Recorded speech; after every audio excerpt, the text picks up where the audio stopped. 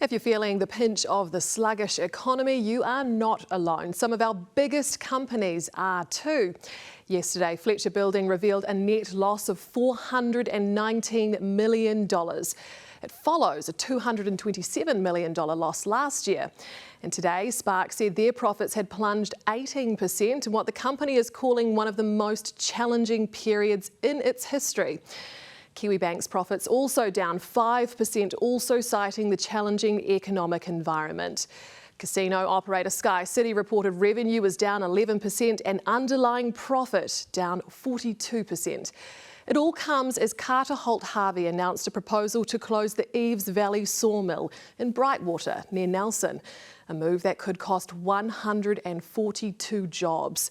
Senior correspondent Lisette Raymer has more.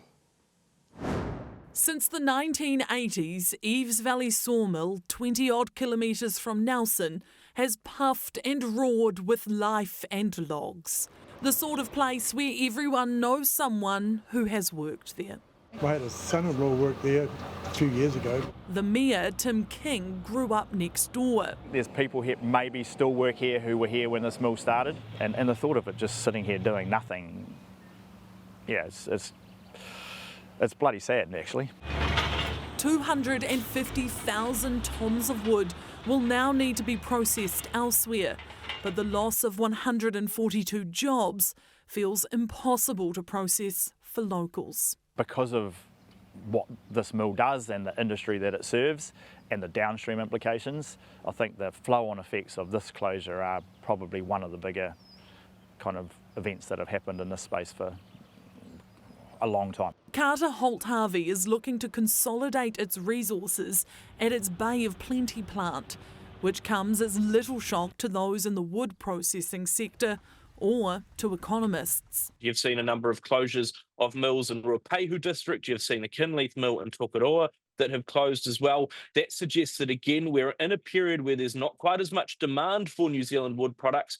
Prices have come down, but operating costs have gone up. And if you're now paying more to produce something and making less from it, that doesn't make for a very rational economic decision. And so businesses are having to make those calls right here, right now, over how much they're able to produce and where they're doing it. The government's recent economic optimism dented but not deterred. Yeah, it's massively concerning when anyone loses their job.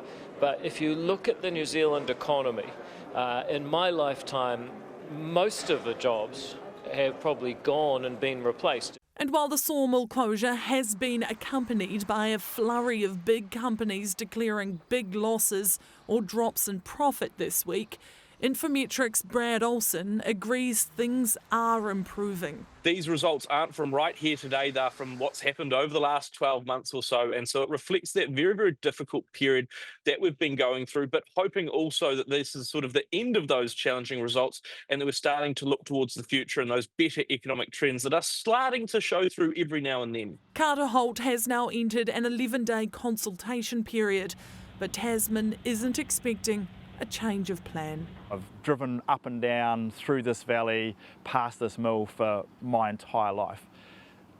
The thought of it not being here, not operating, all these people coming and going every day, yeah, it's kind of very strange. The South Island's largest sawmill coming to a standstill.